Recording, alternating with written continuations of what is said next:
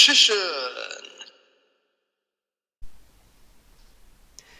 Hey YouTube, Richician84 here, and welcome to Q&A number 115.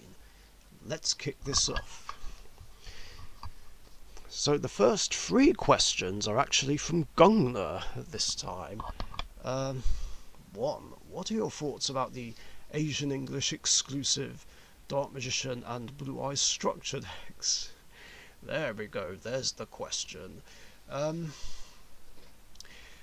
it's cool that they did get structure decks, but there's only two problems. One, they're not proper TCG products, and two, there's no new support for them, which makes no sense and kind of defeats the whole point of a structure deck, and that is to give the archetype that's in it new support.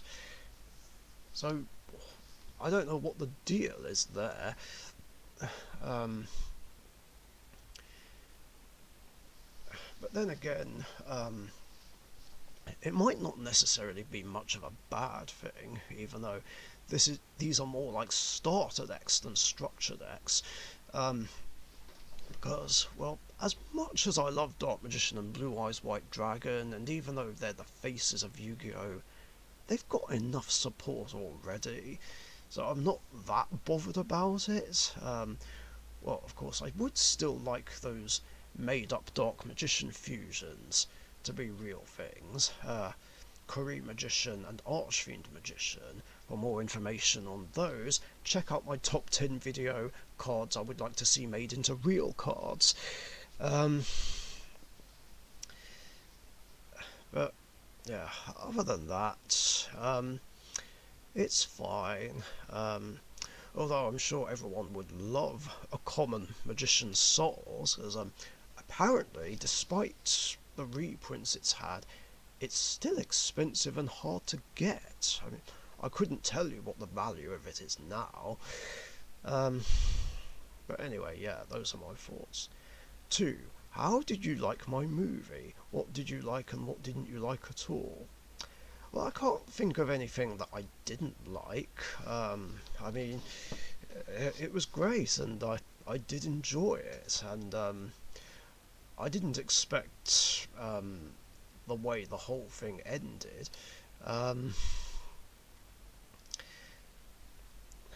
Well, I did.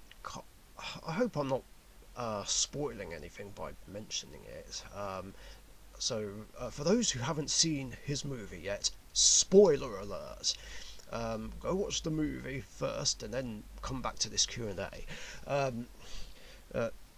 Yeah, I had a feeling your character would win somehow, but I wasn't expecting him to win that way. And yeah, I didn't expect the setup for a sort of sequel. It looks like I like how it does set up for a crossover between different Yu-Gi-Oh series, and it definitely gives off a Bonds Beyond Time vibe, which I rate very much so, considering that Bonds Beyond Time is my favourite of the actual Yu-Gi-Oh movies that we've got so far. So I can't wait to see it. 3. Are you interested in making a movie together? It does sound like a fun idea, although there are of course a couple of issues. One, the fact that we live in different countries, and two, it's a question of finding the time to do it, because it's obviously not easy finding the time to do this sort of project, and of course, like I've said, there's no telling when we'll get to get the time to visit each other's countries. We will make it happen somehow, like I said before.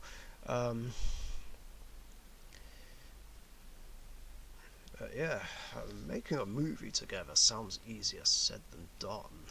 Um, Plus, the other thing is with this kind of project is that actually doing it is hella fun, but doing all the editing feels like a massive chore. I mean, as I'm sure, like, fan-made movie makers will appreciate, I'm sure, and understand. Um, I mean, I've had that with my own movies, and of course, the Dark Richician's Deck Grand Championship and its spin offs. I mean, editing the Ultimate Championship was a mammoth task that dragged. Fuck me. Uh, it was worth it in the end.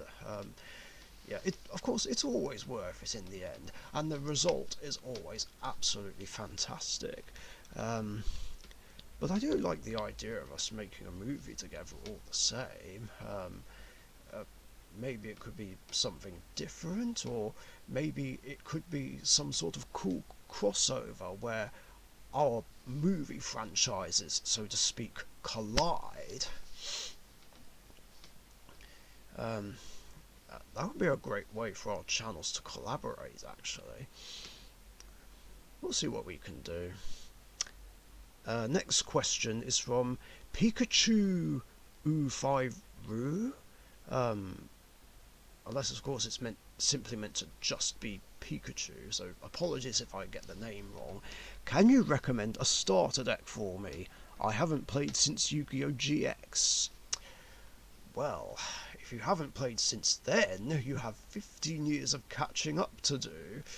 Um, Jesus Christ. It's hard to recommend a starter deck, though, considering the last one we got was back in 2018, and that was the Power Code Talker one.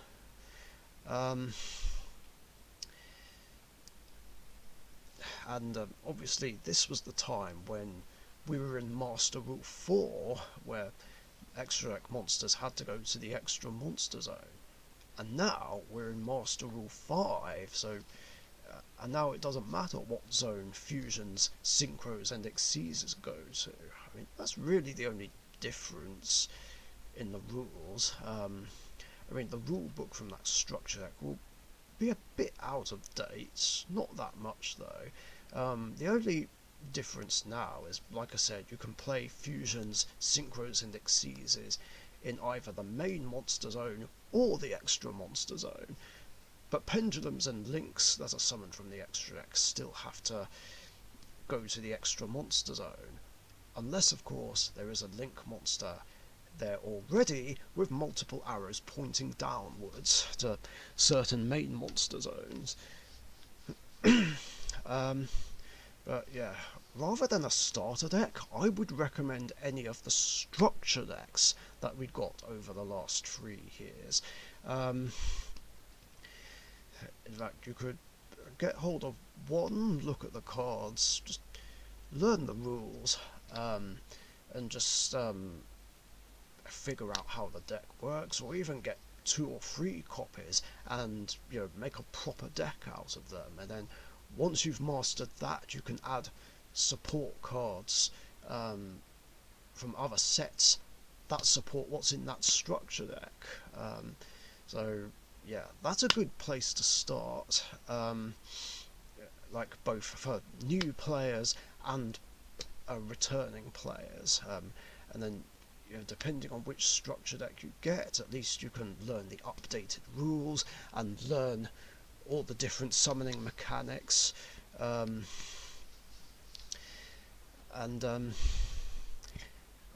obviously another way to start any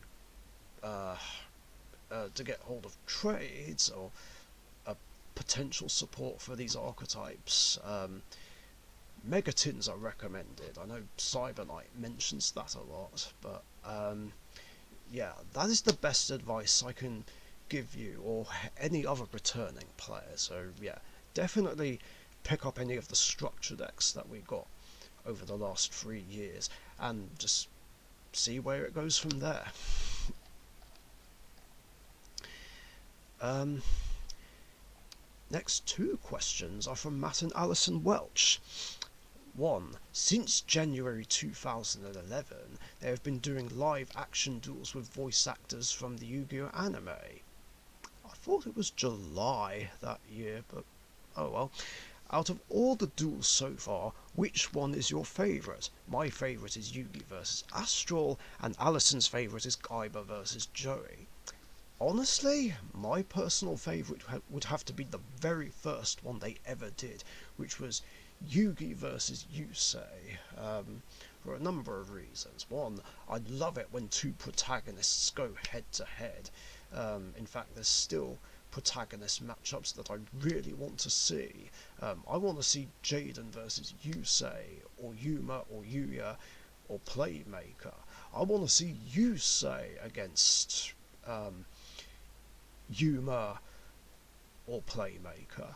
I want to see Yuma versus Yuya or Playmaker. And of course, I want to see Yuya versus Playmaker. So yeah, that's gotta happen. Please make it happen one day. But no, going back to Yugi versus Yusei, I just liked it more because, well, it just gave me a real taster for Bonds Beyond Time, because this happened like just before the DVD came out, and that duel just made me excited to watch the movie, even though I was already excited about it already, because well, because I saw the trailer, well, the Japanese trailer, in late 2009, and like I've been waiting like 1.5 years to see that movie. I wanted to see it so badly.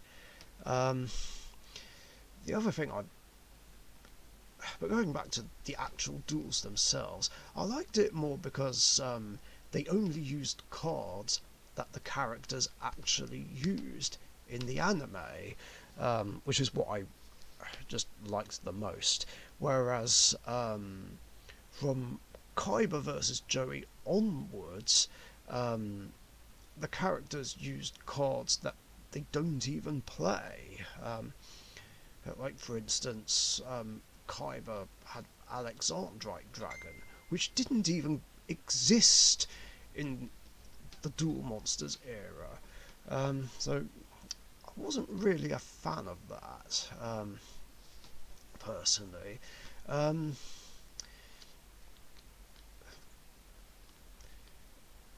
I, Not that that's really a bad thing, but I just prefer it when the characters use cards that they actually used in the anime.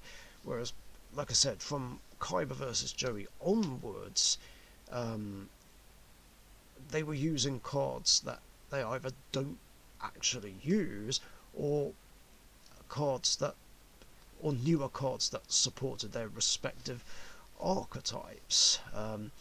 I know it was kind of done as a way to promote these cards, but I just feel like it would have been better and more authentic if they only used the cards that they actually used in the anime. Um, of course, that's just me personally. As someone who prefers to play character decks pure. Um, so yeah, that answers that question. 2. Since they just did structure decks on both Dark Magician and Blue Eyes White Dragon, do you think they should do a proper Red Eyes Black Dragon structure deck and hopefully give it new support? I'm in two minds about this. On one hand, Red Eyes has plenty of support, but on the other hand, I guess it could do with some more, um, even though it would be really hard to fit it in. But any new support it should have should basically not have any ridiculous, unnecessary drawbacks like a lot of the Red Eyes cards have. Like like I said before, Red Eye's kind of got the short straw, unlike Dark Magician and Blue Eyes White Dragon. But it is good enough for what it is, but it just really annoys me when people call the support shit and Red Eyes shit and be like, oh, this support is crap or it's not enough. But like I said before, there is no such thing as a shit deck or a shit card. Anyone who says otherwise is full of shit. Um, Not to mention that I won a Pegasus Challenge tournament with my own Red Eyes Black Dragon deck, and without the aid of Dragoon. A very proud achievement of mine. I'm still thinking about redoing my video top 10 great achievements I made in Yu-Gi-Oh! It's like, yeah, no, I don't think I actually have remade it. No, I wouldn't have done. Not based on all the top 10 videos that I've done since my channel was revived. Anyway, I digress. Next question is from Sparkman. Hi Hisham, it's been a while since you've submitted questions. I asked Weber's 5 these questions, so I'll ask you as well. 1. You have £10 to spend on snacks and drinks. What would be your go-to snacks and drink? Wait, am I reading? What would be your go-to snacks and drinks? Oh, there's 2 B's. Sorry, that threw me off. Well, for drinks, I would pick 2, one of which would be a can of Monster, which, yeah, I know is naughty. Sometimes my fiance calls me naughty for still drinking it. I still plan to give that up, I just don't know how to. But anyway, that would be one drink, along with a softer drink like Ribena, or water.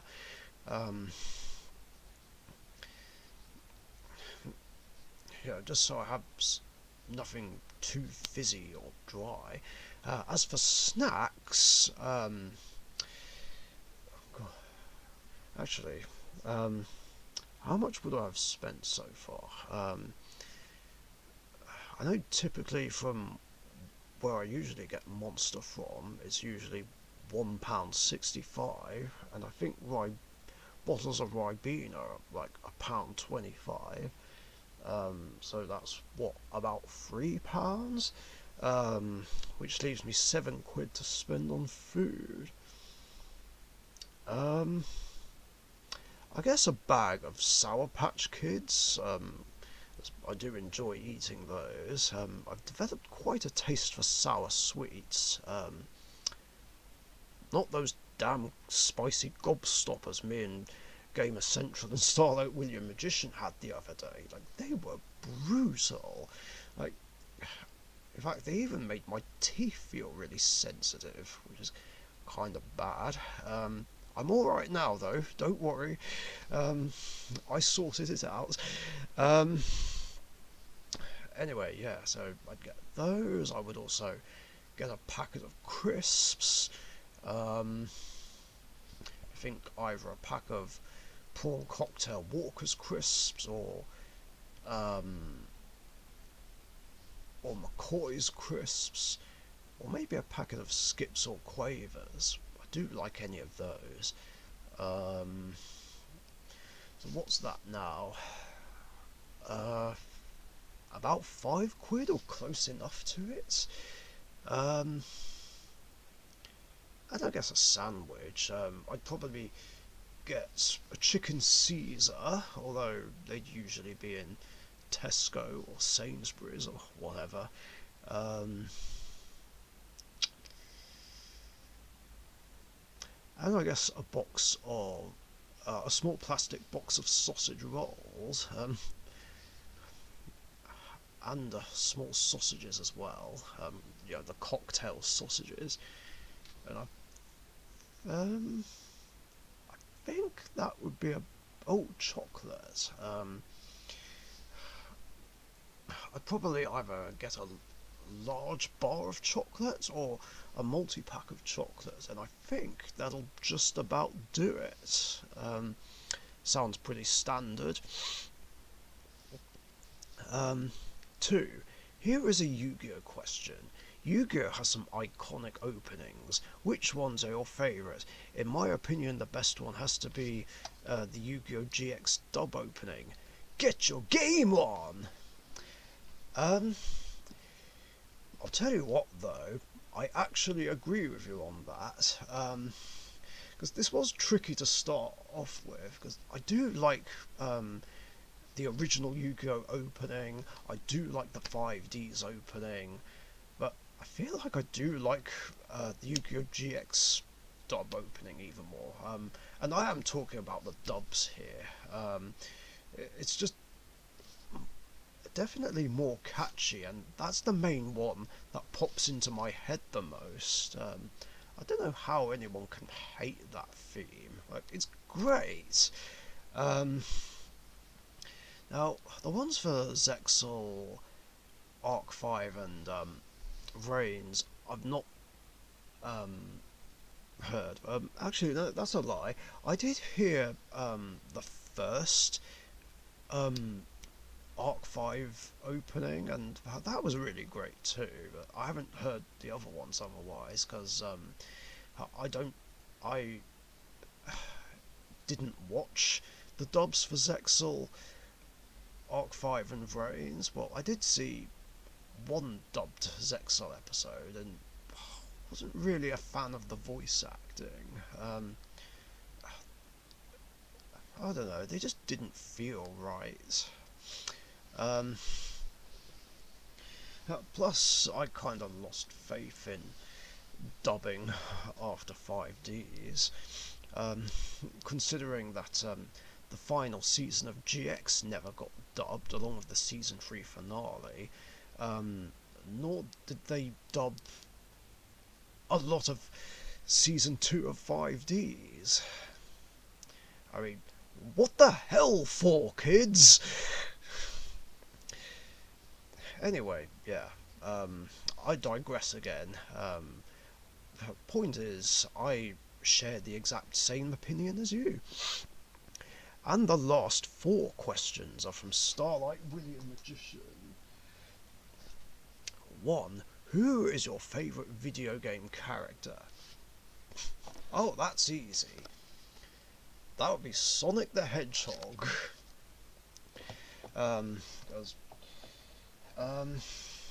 Well, he's just the best. At least in my opinion. Because I grew up in a Sega household, and I try to get a lot of the Sonic games.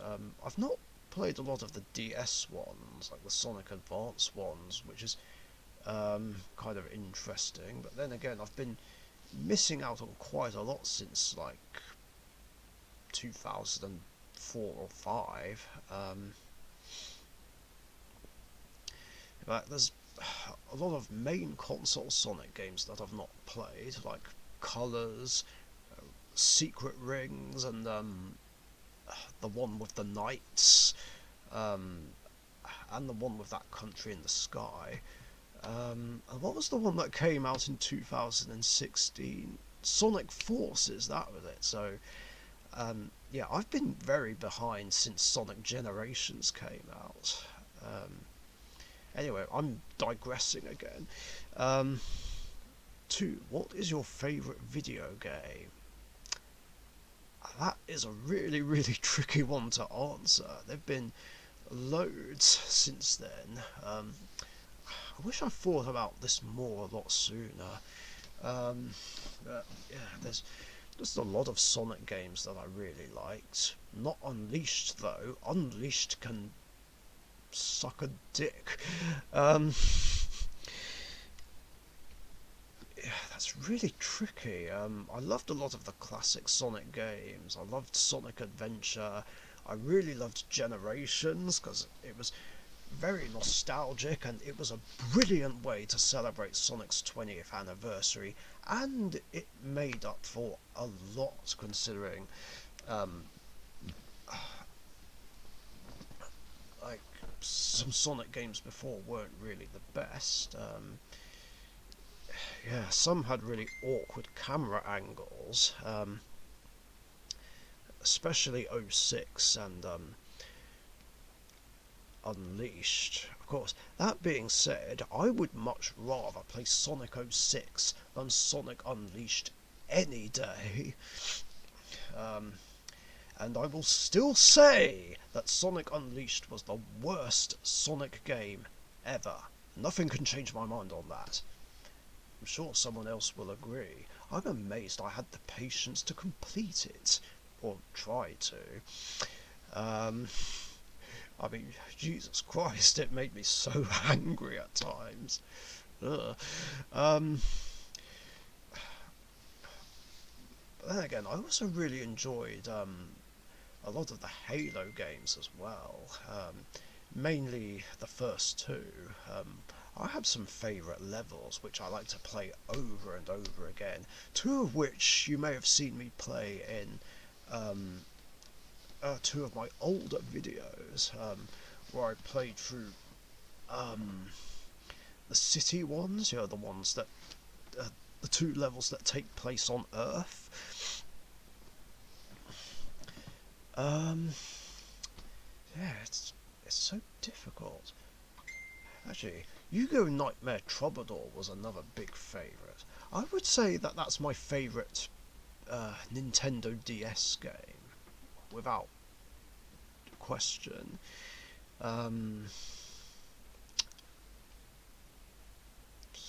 Yeah, it's hard to pick a specific one. 3.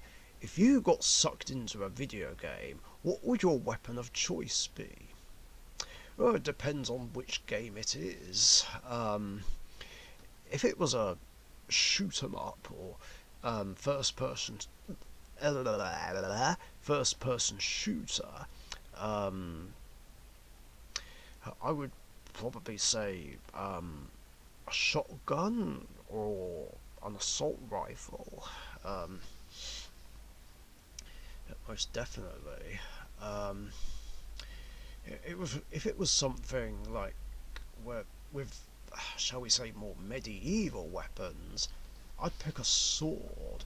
I like swords. I feel like I'm a sword guy, especially after someone who's a big fan of Thundercats and He-Man. 4. Last question. Would you rather be a hero who's respected by everyone and you have average attacks but you can only have a party of one person, or would you rather be evil? You're super OP and have an army but you have a 50% chance of dying whenever you get into a battle, which happens 3 times a week. That's very specific. 3 times a week? But no, to answer your question, I'd rather be a hero, because I think of myself more as a heroic kind of guy. Alright, yes, I have the kind of voice that would suit a villain, especially since I'm a posh boy, but I like to think of myself as more of a heroic person. I just can't see myself being evil or nasty in any way, shape or form. So, yeah, I will take the hero choice any day. And that's going to do it for questions in this episode. This went on for longer than I thought it would, maybe partially because I was digressing a lot. Anyway, thanks a lot for your guys' questions, and if you've got any other questions you want to ask me, post them in the comments section down below. And remember, I do these episodes every Tuesday afternoon or evening, UK time, so be sure to get your questions in before then, so that you don't miss out. Thanks again, stay safe, and I'll catch you guys later. See ya. Thank you very much for watching. Be sure to subscribe to the Richician YouTube channel.